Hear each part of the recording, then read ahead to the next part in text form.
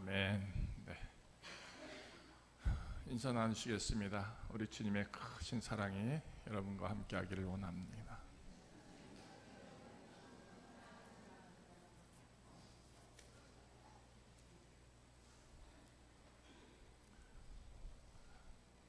이번 명절 연휴가 굉장히 길어서 여러분 다 다른 데 가서 계실 줄 알았는데 이렇게 채워주셔서 감사합니다. 많이들 놀러 가실 줄 알았는데 네. 이렇게 명절에 멀리서도 오시고 그래서 함께 예배 드리는 이 모습이 참 아름답습니다. 우리 하나님이 기뻐 받으시는 우리 성도들, 또 우리의 예배, 우리의 감사, 찬양 될 줄로 믿습니다. 사실 명절 되면요, 많은 스트레스가 쌓이게 되죠. 그죠? 부모님은 부모님대로, 또 자녀들은 자녀들대로 이렇게 말은 하지 않지만 나름대로 그 불편한 것들이 있습니다. 그죠? 여러분 가정의 이번 명절의 분위기는, 그 공기는 어땠습니까? 아주 행복한 공기가 가득했습니까? 아니면 행복하진 않는데, 뭐라고 말할 수는 없는데 좀 이상한 공기가 흘렀나요? 어떻습니까? 모처럼 가족들이 만나는데 자녀들은 자녀 나름대로 한마디 한마디가 어쩌면 상처가 되는 말들로 생각할 수 있고요. 또 부모님들은 부모님 나름대로 그 말을 하기 위해서 얼마나 마음을 다지고 다져서 던졌는데, 아니 하지 못하고 또 감췄는데, 이런 여러 가지 상황들이 우리는 상상해 볼 수 있죠. 우리는 사랑합니다. 서로를, 가족들을, 형제들을. 그죠? 그런데 내가 사랑한다고 하는 이 표현이 정말 사랑일까 하는 생각들을 우리가 함께 했으면 좋겠습니다. 헬라어에는 이 사랑의 표현을 네 가지라고 한다죠.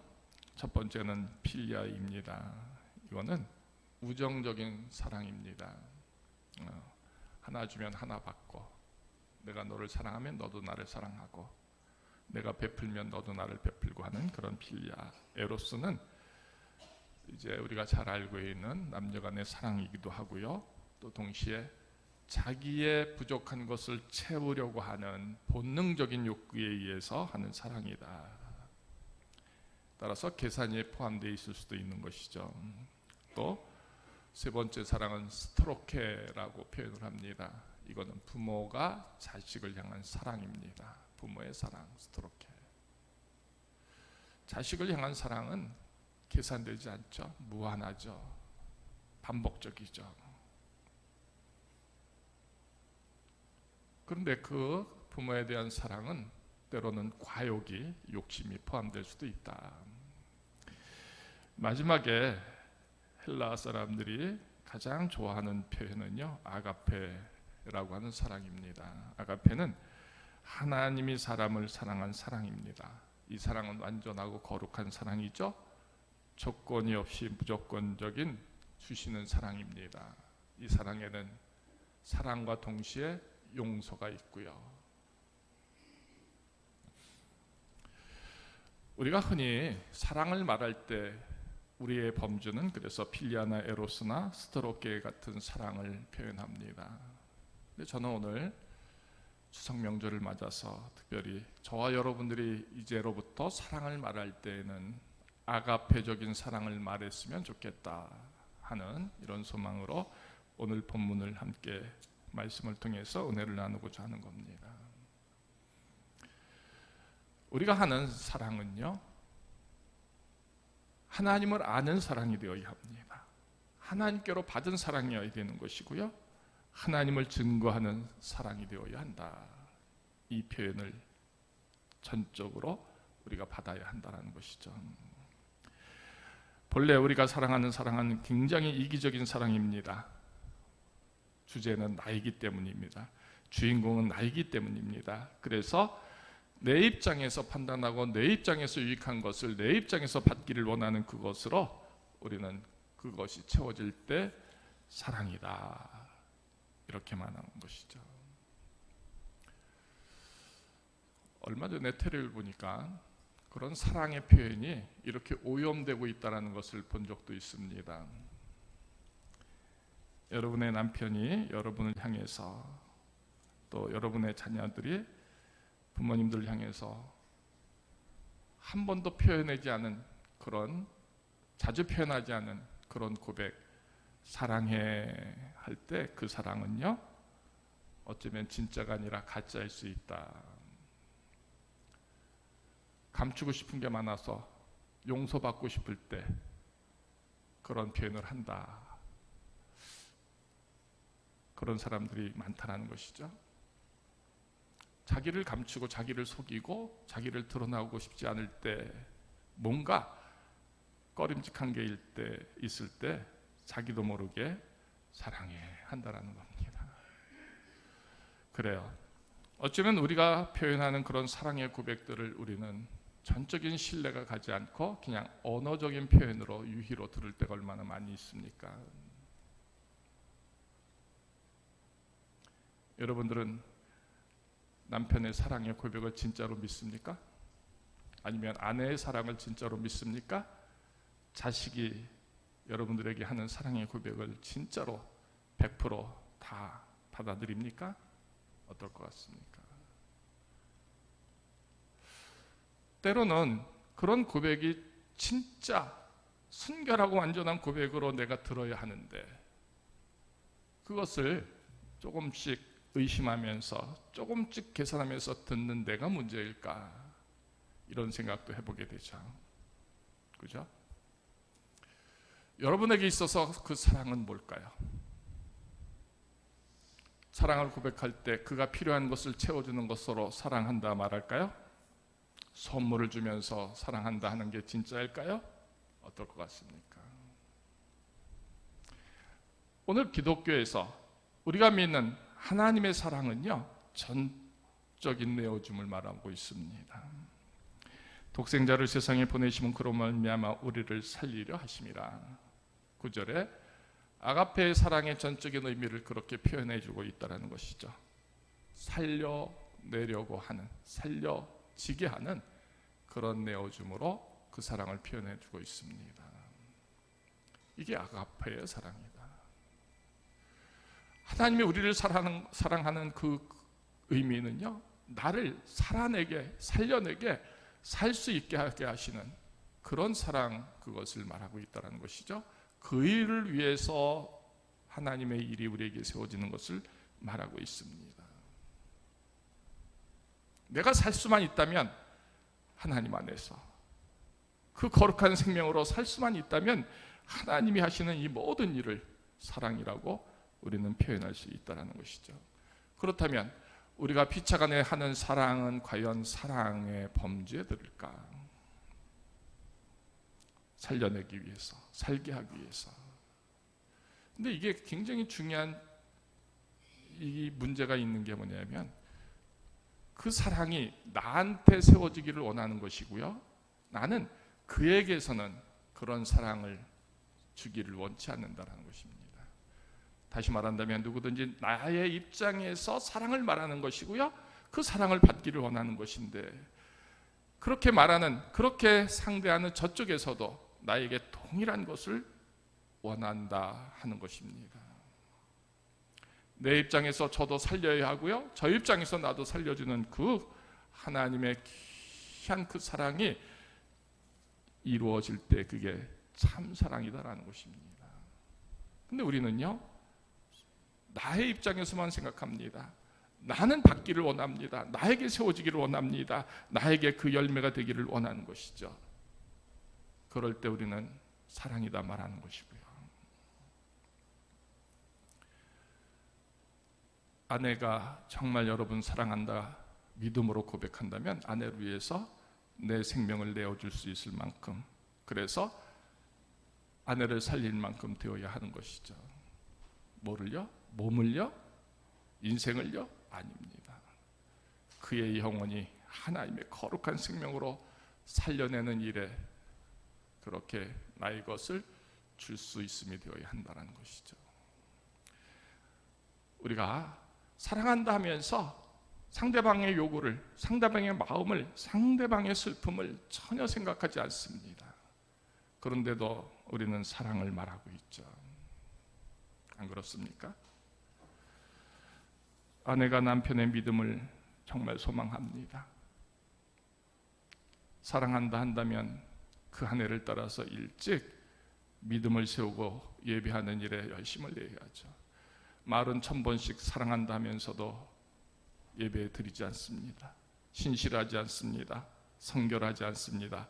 거룩한 수고도 하지 않습니다. 그렇다면 그 남편의 사랑은 뭘까요? 에로스 사랑일 뿐이죠. 믿음의 사랑이 아가페의 사랑이 아닌 겁니다. 우리는 흔히 부모에 대한 사랑에 대해서 가품에 대한 의무를 갖고 있다는 것을 지극히 자녀 입장에서 하고 있죠. 근데 한번 계산해 보시죠. 부모에게 받은 사랑이 클까요? 지금 내가 갖고 있는 사랑이 클까요? 또 동시에 부모로서 내가 너에게 이렇게 했으니 너도 당연히 내게 이렇게 한다라고 강요하는 그것이 사랑일까요? 아니면 의무일까요? 요구일까요? 한번 헤아려 보시죠. 이미 그 사랑은 우리 모두에게 있어서 하나님에 속한 것이고 하나님의 그 속성이고 하나님의 그 영이고 하나님을 아는 믿음의 고백이다라고 이 요한일서에서 말해주고 있습니다. 그래서 우리가 읽은 본문 그대로 사랑하는 자들아 우리가 서로 사랑하자. 사랑은 하나님께 속한 것이다. 그래요. 사랑의 범주는 하나님께 속한 그 모든 영역의 일이고 그 쓰여짐이라고 한다면 내가 말하는 그 사랑 역시도 하나님에게 속한 그 모습으로 영으로 믿음으로 말씀 안에서 행함이 되어야 한다는 것을 분명히 말하고 있는 것이죠. 그래서 내가 말할 때 사랑은 믿음 안에서의 사랑입니다. 그것은 하나님을 고백하는 것이고 하나님을 사랑하는 것이고 하나님께 순종하는 것이고 하나님의 일들을 이루는 그 사랑이 전제되어 있다 하는 것입니다. 그래서 그 사랑을 이루기 위해서 독생자를 세상에 보낸 심처럼 나도 내 인생에 대한 것들을 가족들에게, 자녀들에게, 부모들에게 나와 함께하는 이 신앙적인 공동체에게 그렇게 내어줌이 되어야 하는 것이죠. 살려내려고, 살리려고.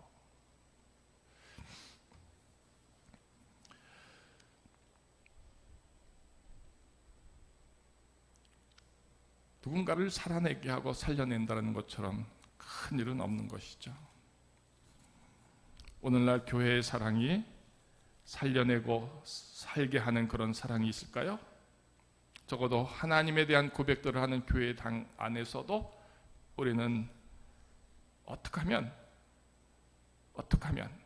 죽은 자를 살아내게 할까? 아픈 자를 살려낼까?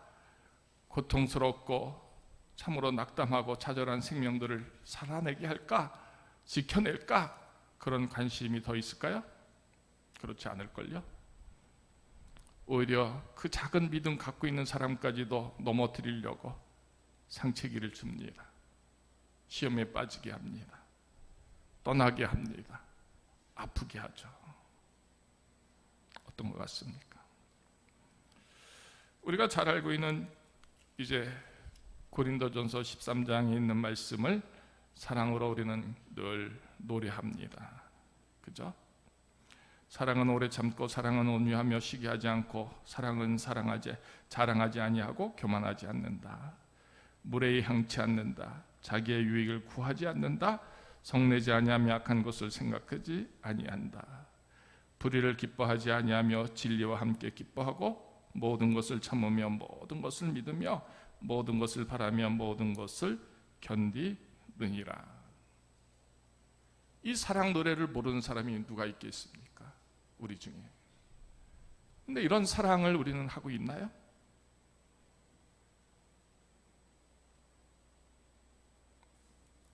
서론에서 말씀드렸듯이 그 사랑이 너가 나한테 있어야 된다라고 생각하는 것이 내가 너에게 있어야 된다라고 하는 이 생각을 갖지 않습니다. 그래서 우리는 피차간에 사랑을 목말라 하고 있습니다. 그리워하고 있습니다. 소망합니다. 근데 누구도 그 사랑을 이처럼 행하지 않고 있다는 것이죠. 사랑은 여기 있으니 우리가 하나님을 사랑한 것이 아니요 하나님이 우리를 사랑하사 우리 죄를 속하기 위하여 화목제물로 그 아들을 보내셨습니다. 그래요? 독생자를 보냈다, 우리를 살리려 하기 위해서 화목제물로 그 아들을 보내셨다. 이 자체가 사랑이라는 겁니다. 우리는 그런 사랑 감히 말할 수 있을까요? 그래서 우리의 믿음의 고백 속에서 사랑이라는 표현을 할 때는 적어도 하나님이라는 그 사랑의 범주 안에서의 사랑이 있을 때만이 가능한 것이죠. 너무나 속된 그 사랑을 사랑이라고 말해서도 안 되는 것이고요. 우리가 말하는 그 사랑이 너무나 싸구려가 되고 있습니다. 값이 없습니다. 진정성도 없습니다. 그런데 우리는 그 사랑을 미명으로 해서 우리의 모든 삶을 서로 피차간에 얽어매고 있다는 것이죠. 강요하고 있다는 것입니다. 그리스도의 사랑은 하나님이 전제되어 있습니다. 그렇기에 우리 모든 인생에서의 그 사랑은 하나님을 믿고 하나님을 사랑하고 하나님의 뜻으로 사는, 그래서 하나님께로 향한 그 믿음의 고백으로 하는 그런 사랑이 세워져야 하는 것입니다. 그래서 기독교 안에서, 우리 성도 안에서 사랑은요, 하나님을 사랑하는 그 고백 속에서 나의 모든 것을 세우고 지키고 이루어내는 그 연관성이 있어야 하는 것이죠. 분명히 사랑은 말하면서 저에게 하나님이 계시지 않습니다. 하나님의 말씀도 없습니다. 믿음도 없습니다. 믿음을 세우려고 행하고 수고하는 그 노력도 전혀 없습니다. 그런데 그가 사랑을 말합니다. 여러분은 그 사랑을 진짜라고 생각할까요? 그렇지 않을 겁니다.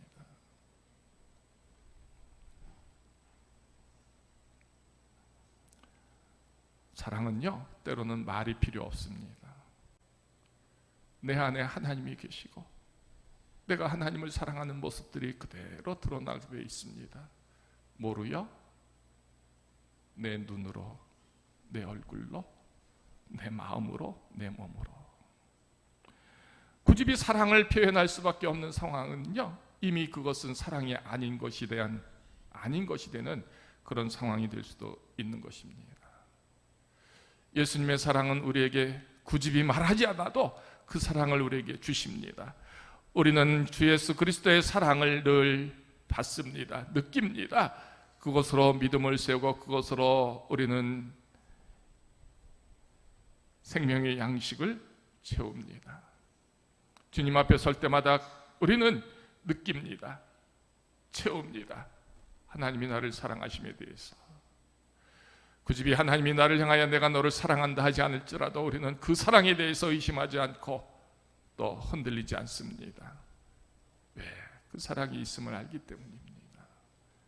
말하지 않아도.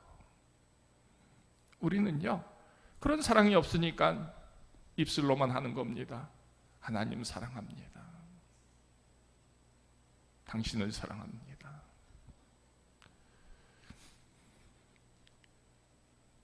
우리 성도 간에 귀한 사랑이 있을까요? 그 사랑은 분명히 하나님의 사랑 앞에서, 생명 앞에서 고백함, 독생자를 보내심처럼 살려내는 그 사랑의 모습이 없다면 결코 사랑을 말해서는 아니 되는 것이죠. 저는 이렇게 생각합니다. 부부간에도 그 사랑을 표현할 때는 이런 진정성 있는 고백이 되어야 한다는 것입니다. 그래서 정말 사랑하는 부부는요, 사랑한다 말하지 않습니다. 왜? 그 모든 삶이 사랑으로 느껴지기 때문입니다. 사랑이 없으니까 사랑한다라는 것이죠.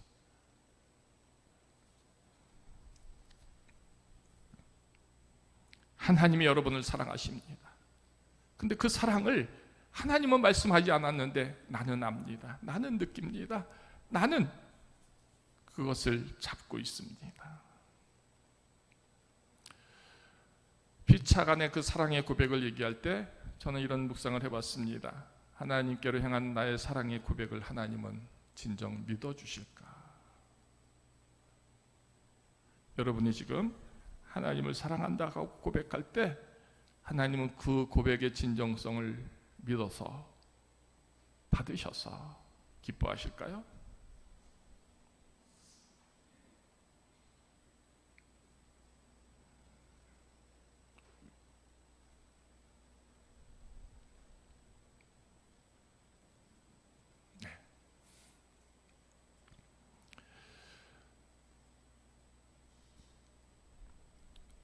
요즘 시대가 사랑을 말하기에는 사랑을 말할 수 없는 그런 너무나 참남한 시대를 저와 여러분들이 살고 있습니다. 사랑이 메말랐고요. 아니, 사랑이 없습니다. 우리 피차 내 영의 존재 속에서도 나를 향한 사랑도 없이 사는데 하물며 내가 누구를 사랑하고 또 그리스도의 귀한 사랑을 감히 누구에게 말할 수 있겠는가, 이런 묵상까지도 하게 됩니다. 여러분은 여러분을 사랑하십니까? 내가 나를 정말 사랑한다면 내 삶의 자리를 이대로 두어서 방치해서 내버려둬서 내 마음대로 살게 할 건가? 아니면 절제하고 또 근신하게 해서 하나님 앞에 서는 그 사랑으로 꾸미고 지키고 나게 할 건가 하는 자기 본래적인 그 사랑을 믿음 안에서 한번 헤아려 보시죠. 그래요.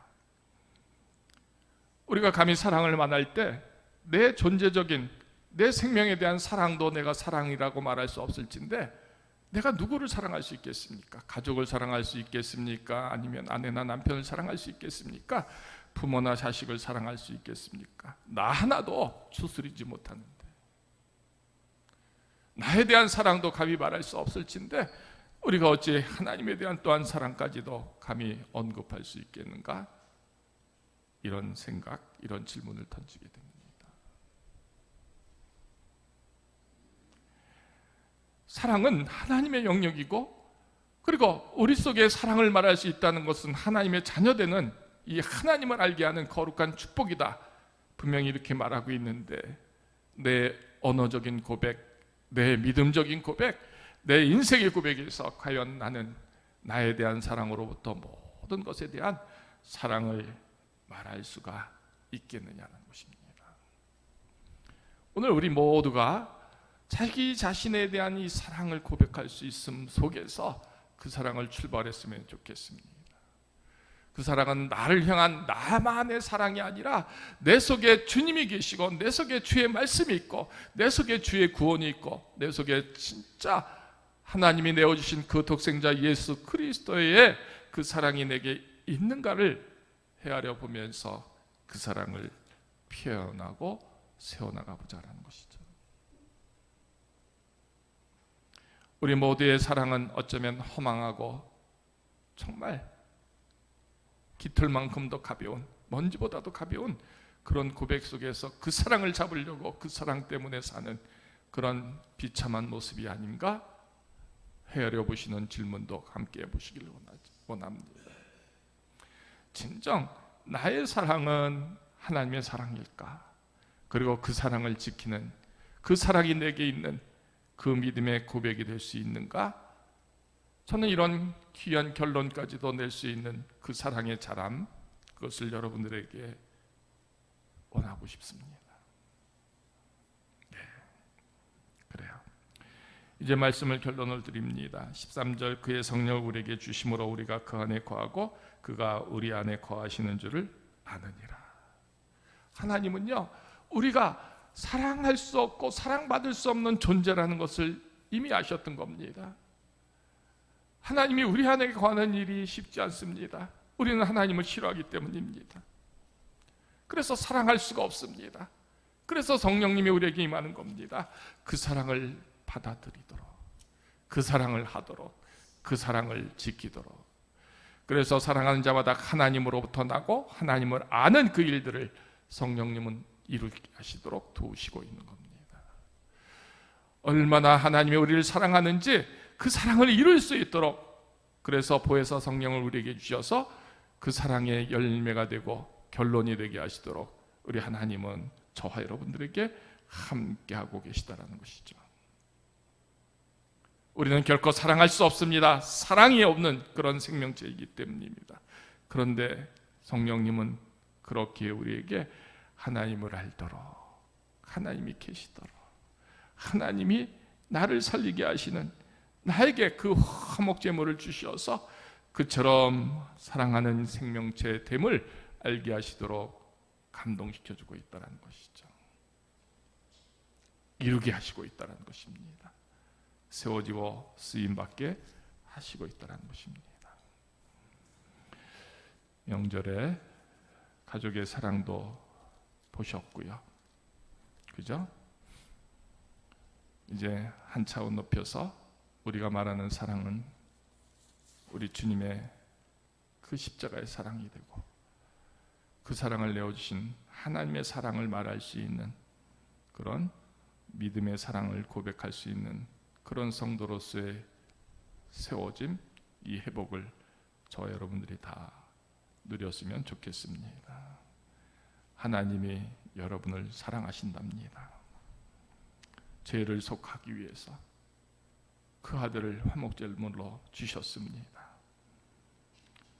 그리고 하나님이 여러분 속에 거하고 그 말씀이 세워지고 그 귀한 일들을 이루도록 하나님이 임재하시는 사랑, 그리고 쓰시는 사랑, 열매가 되게 하시는 사랑을 주신다 하십니다. 그래서 우리는 우리의 사랑을 말할 때 바로 이런 믿음의 고백의 사랑을 우리는 세워야 하는 겁니다. 세상적이고 육신적인 사랑이 아니라 하나님의 구원과 그 생명됨의 모습으로 사랑을 이루고 사랑을 세우고 사랑을 가득히 만들어가는 그런 성도의 모습들, 또 여러분의 가정의 모습들, 자녀들의 모습들, 그것을 위해서 성령님은 이 사랑의 실천을 이룰 수 있도록 도우신다 하셨으니, 당연히 내게서 그 사랑의 일꾼이 되는 일에 함께 쓰임받고 나가는 그런 축복의 믿음의 능력이 되기를 소망합니다. 그 귀한 일들이 여러분 모두에게 세워지기를 주님의 이름으로 축원합니다.